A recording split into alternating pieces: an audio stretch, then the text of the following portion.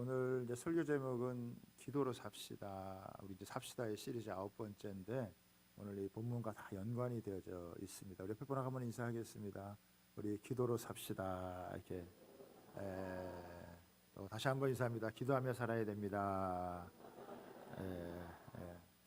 여러분 기도해 주신 덕분에 일본 리바이벌 미션 정말 은혜 가운데 잘 마치게 되었고요. 오고 가는 길이 순탄하지 않았지만 더 기도하게 되어졌고 더 큰 은혜를 경험할 수 있는 시간이었습니다. 제가 수요일이나 또 금요일에 나누기도 했는데 앞으로 시간 날 때마다 더 풍성하게 나눌 수 있도록 하겠습니다. 시간이 조금 짧기 때문에 오늘 제가 설교한 걸 조금 더 요약을 해서 여러분하고 함께 나누도록 하겠습니다. 오늘은 이제 소돔과 고모라의 그 심판에 대한 여러분 메시지입니다. 하나님께서 죄악이 가득한 세상을 심판하셨죠. 노아의 홍수 때에는 물로 심판했지만 롯의 때에는 소돔과 고모라 땅에 불과 유황으로 심판을 하셨어요. 이때 이 소돔과 고모라 때 이 장소에 네 종류의 사람이 있다라고 하는 것을 알 수 있습니다. 첫 번째 부류의 사람들은 하나님 믿지 않는 대중들입니다. 일반 대중들은 노아의 때나 아니면 롯의 때나 지금도 마찬가지로 하나님에 대해서 관심이 없습니다. 그냥 이 세상에서 어떻게 돈 벌고 먹고 살고 즐기며 살아가야 되는 거에 온통 마음이 빠져 있습니다. 세속적인 일에만 관심이 있는 거죠. 사람이 죽은 후에 어떻게 되는지, 또 구원과 심판은 무엇인지 이런 거에 대해서 무지합니다. 설마 이 세상이 망하겠어? 이 거대한 성이, 이 든든한 나라가 망하겠어? 이렇게 생각하고 여러분 살아갑니다. 너무 편안하고 안일하게 살아가는 그들에게 급작스러운 이런 소돔과 고모라 땅에 불과 유황임에서 그들은 한순간에 다 멸망을 당했습니다.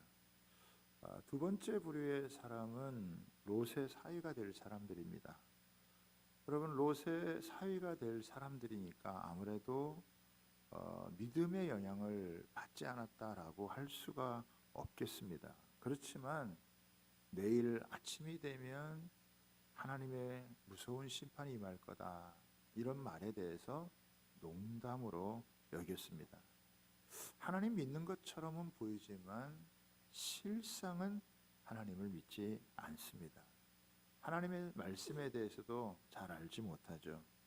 자신이 이제 필요하다고 생각하는 부분, 좀 좋은 이야기, 교훈이 되는 이 정도는 받아들이지만 하나님의 심판, 이런 천국과 지옥 이런 거에 대해서는 믿지 않고 그냥 농담으로 여길 정도였습니다.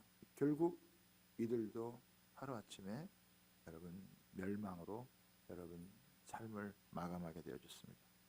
세 번째 부류의 사람이 롯의 여러분 아내죠. 롯의 처는 자신의 집에 찾아온 손님이 하나님의 메신저다라고 하는 것을 알았습니다. 그리고 천사들을 잘 대접을 했습니다. 그리고 그들이 전해주는 말을 여러분 들었어요. 심판이 임한다는 말을 믿었습니다. 그리고 피해야 된다는 것을 알고 그는 순종하기로 결정을 했습니다.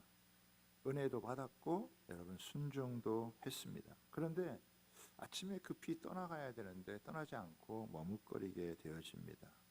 드디어 천사가 여러분 재촉해서 그를 이제 성 밖으로 밀어내어지게 되어지죠.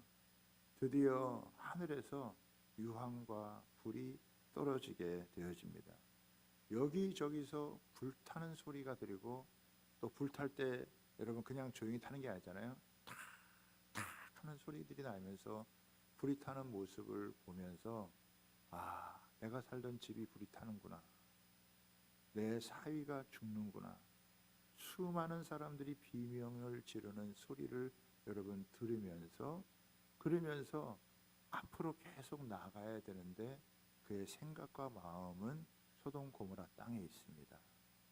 결국 자기도 모르는 사이에 뒤를 돌아서서 거기에 소금 기둥이 여러분 되어져 버립니다. 앞으로 나가야 하지만 세상을 향한 미련을 두었기 때문에 결국은 뒤를 돌아보았고 소금 기둥이 되어졌습니다. 그런 사실 가장 안타까운 사람들이 구원을 받다가 멸망당하는 사람이에요. 구원을 받는 것처럼 보이지만 결국 이 멸망의 자리에 가는 사람, 이런 사람들이 너무 여러분 비참한 거죠. 천사의 손에 붙들려서 그 성 밖으로 나가게 되어졌지만 결국 이렇게 온전한 구원을 받지를 못하고 소금 기둥이 되어져 버린 모습. 여러분, 구원도 좋고 천국도 좋지만 세상의 미련을 버리지 못해서 여러분 결국은 이렇게 뒤를 돌아봐 소금 기둥이 된 이 롯의 처의 모습은 참 안타깝죠. 예수님은 쟁기를 들고 뒤를 바라보는 자는 내게 합당하지 않다라고 말씀을 하셨어요. 여러분, 예수님을 믿는 것 같아도 세상의 미련을 두고 뒤를 돌아보면 결국 믿음에서 파산하게 되고 탈선하게 되어집니다. 이런 사람도 심판을 면치 못하는 모습을 우리에게 보여주고 있습니다. 마지막 부류의 사람은 롯입니다. 여러분, 롯은 천사의 재촉을 받아서 피신을 여러분 가게 되어집니다. 그런데 자기 아내가 소금 기둥이 되는 것을 봤어요. 만약 그 순간에 여보 하면서 자기 아내를 잡았더라면 아마 롯조차도 소금 기둥이 되었을지 모르겠어요. 그런데 롯은 자기 아내가 소금 기둥이 되고 뒤에서 아우성 소리가 남에도 불구하고 두 딸과 함께 앞을 향해 나아가서 소할 땅에서 결국 구원을 받았습니다. 여러분, 구원을 받았지만 너무 부끄러운 구원이 아니겠습니까? 그냥 자기 한 사람 겨우 벗어나는 거였어요. 아내도 잃었습니다. 모든 재산을 잃었죠. 그리고 이 두 딸, 그러니까 그 소돔 고모라 성에 얼마나 많은 사람들이, 얼마나 살기 좋은 곳이었습니까? 거기 살기 좋은 곳에 얼마나 많은 사람이 살았겠습니까만 거기에 딱 세 사람이 여러분 구원을 받은 거예요.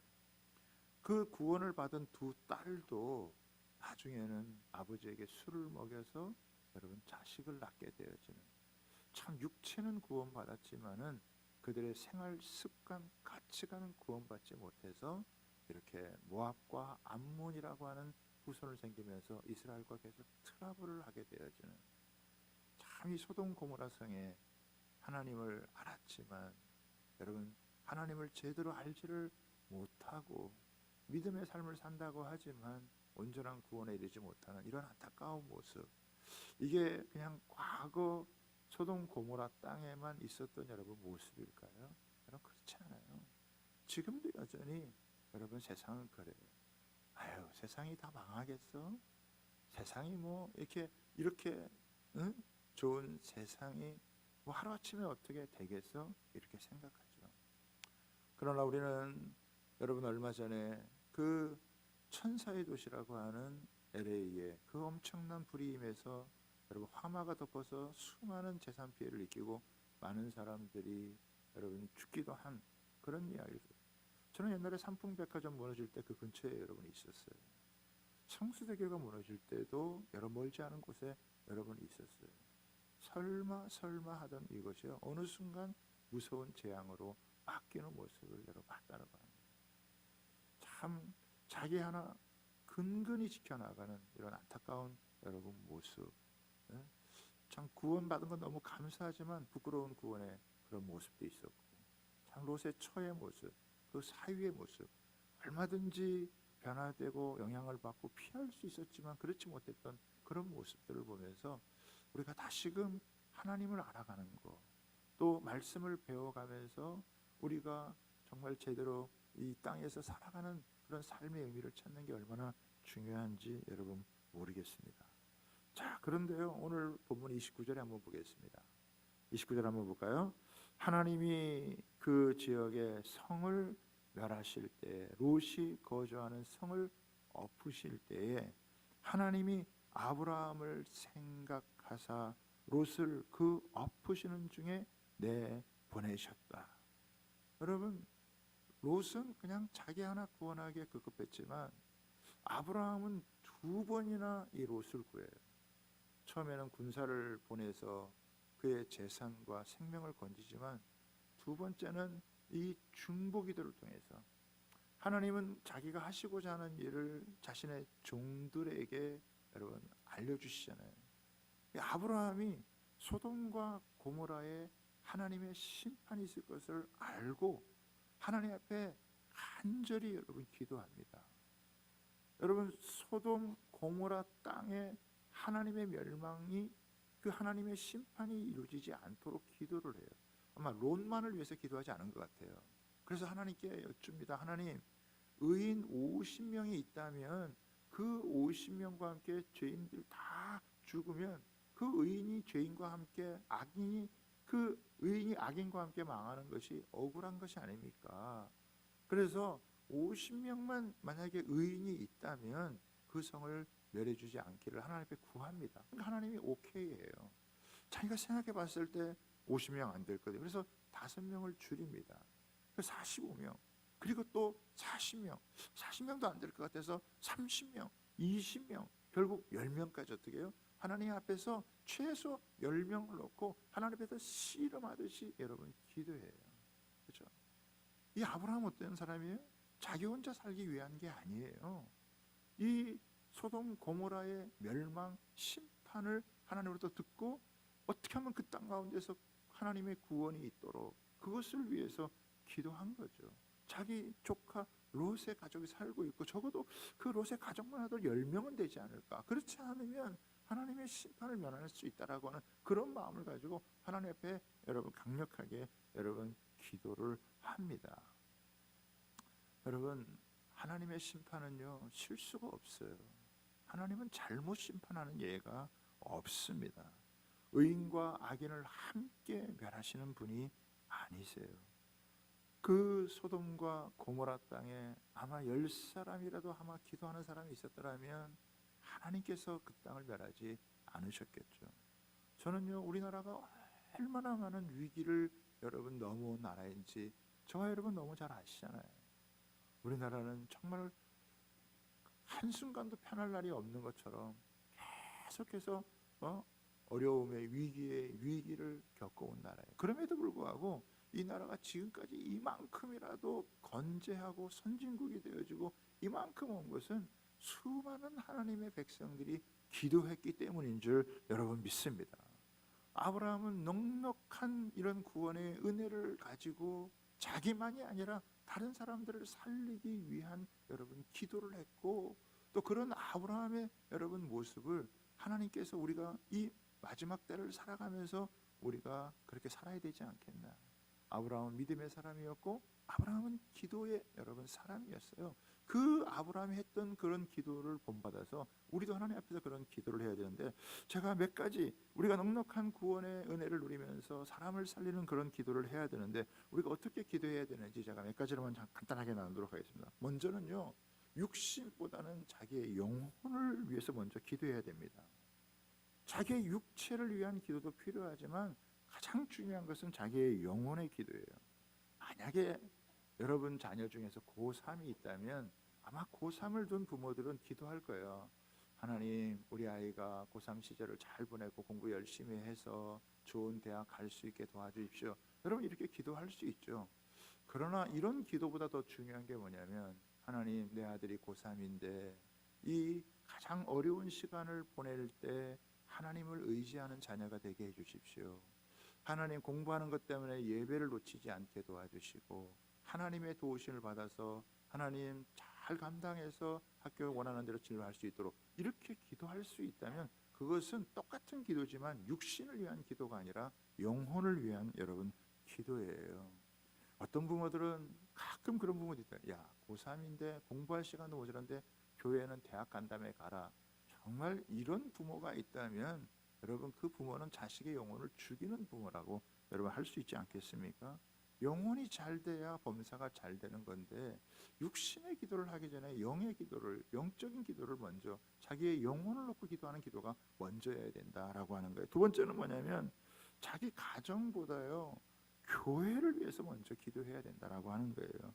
육신적인 것보다 여러분 영혼을 위해서 기도하는 것이 중요하듯이 육체적인 가정을 위한 것보다요 영적인 가정을 위해서 기도하는 게 중요합니다. 영적인 가정이 뭐예요? 그 교회예요.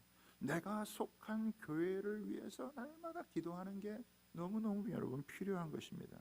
담임 목사님을 위해서 기도하고 교회 부흥을 위해서 기도하고 교회가 끝까지 사명을 위해서 감당하면서 여러분 기도하며 나아가는 게 얼마나 중요하겠어요. 그럴 때 하나님께서요 우리 가정을 향한 축복도요 하나님이 부어 주시는 거예요. 하나님은 교회를 위해서 그 하나님의 가정을 위해서 기도하는 사람에게 그 영혼에게도 은혜를 주시고 그 가정에도 하나님의 은혜를 부어 주신다라고 하는 것을 여러분 믿으시기를 바랍니다.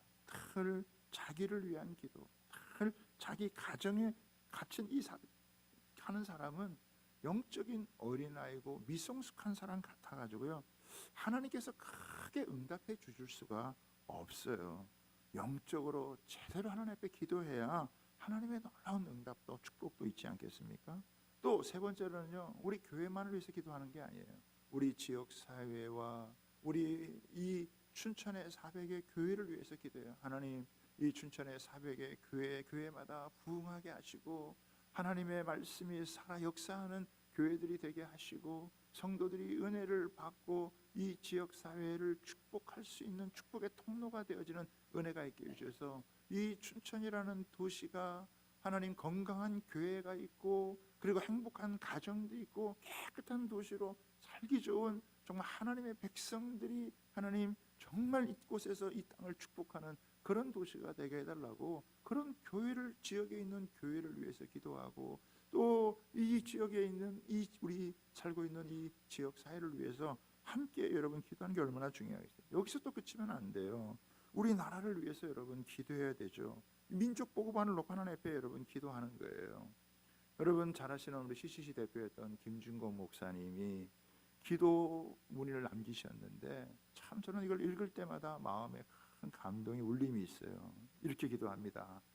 어머니처럼 하나밖에 없는 내 조국, 어디를 찔러도 내 몸같이 아픈 조국, 이 민족 마을마다 가정마다 교회마다 사회의 구석구석 금수강산 자연 환경에도 하나님 나라가 임하게 하여 주시고 뜻이 하늘에서처럼 이 땅에도 이루어지게 하옵소서.